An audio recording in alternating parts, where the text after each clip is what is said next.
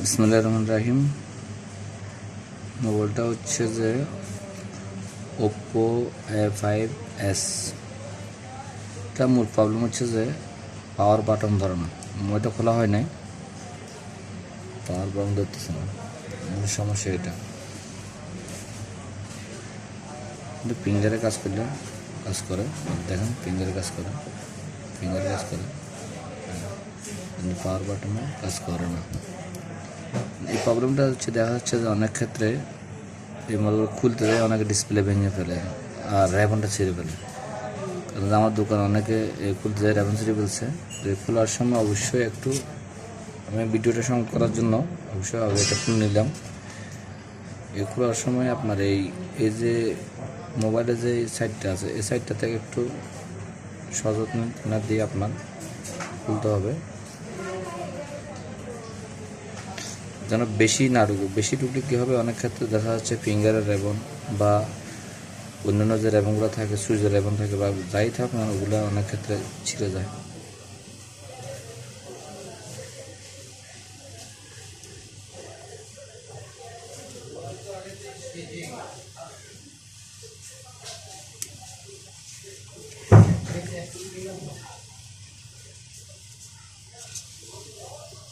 দেখাচ্ছেন যে রেবন আছে, এই রেবনগুলো অনেক ছিঁড়ে যায়।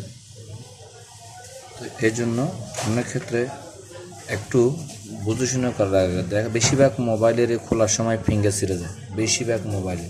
কেন? এই যে টিনগুলার যে অতিরিক্ত অনেকে ঢুকে টান মারার কারণে এই ফিঙ্গার মানে এগুলো ছিঁড়ে যায়। আর এই নাটগুলো না খুলে অনেকে মনে করে যে এই ব্যাক পার্ট এখান থেকে খোলা যায়। এই ব্যাক পার্টের তোরা নাট থাকে, যারা নতুন তাদের জন্য এই ব্যাক পার্টের নিচে কিন্তু নাট থাকে। অবশ্যই একটু বুঝতে হবে যে এটা কি ব্যাক পার্টের নিচে নাট আছে নাকি আসলে এমনি খোলা যাবে, এটা একটু বুঝতে ব্যাপার আছে। যারা নতুন তাদের জন্য বলছে, যারা পুরান তারা অবশ্যই এটা শোনার দরকার নেই। তো এখন মূল হচ্ছে সে পাওয়ার সুইচটা কাজ করে না, এই সেটটা খোলা হয় না, আমি খুলছি, ফিঙ্গারে কাজ করে, এই ফিঙ্গারে কাজ করে। সে দেখতেছি এটার প্রবলেমটা কি একটু দেখুন দরকার।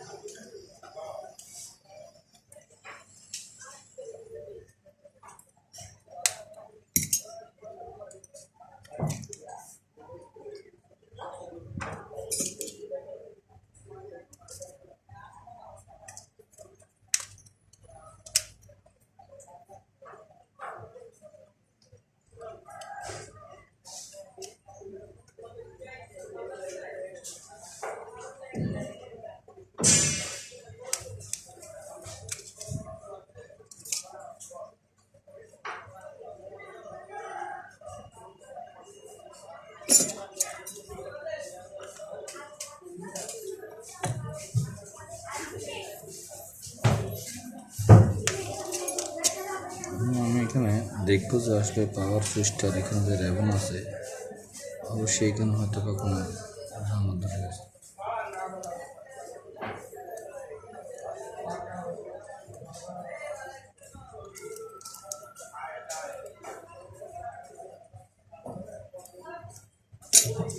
বিলেটের মতো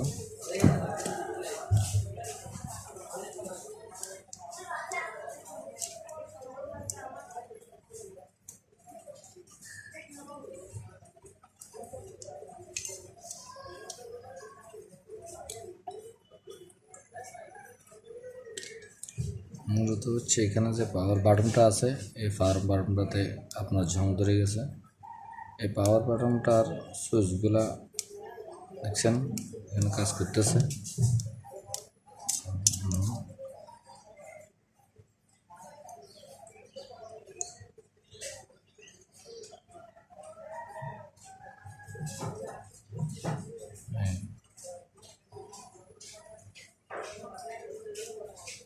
দেখতে পাচ্ছেন এখানে মূল প্রবলেম হচ্ছে যে এই পাওয়ার সুইচটাতে জাঙ্গার জুড়ে গেলে এগুলো হয়। তো এই ছোটোখাটো বিষয়গুলো আসলে যারা নতুন তাদের জন্য অনেক টাইমে এরা অন্যদিকে বোর্ডগুলো খুলে বোর্ডের প্রবলেম হয়। তো এই সবাইকে ধন্যবাদ দেখার জন্য। তাহলে মূল সমস্যা সুইচে এই যে একটা র্যাবন আছে, এটা ওয়াশ করে দিয়ে এখানে পানিগুলো পরিষ্কার করে দিলে এই যেটা সুইচের উপর যে প্লেটটা আছে এটা একটু ওয়াশ করে লাগা দিলে আশা করি হয়ে যাবে। ধন্যবাদ।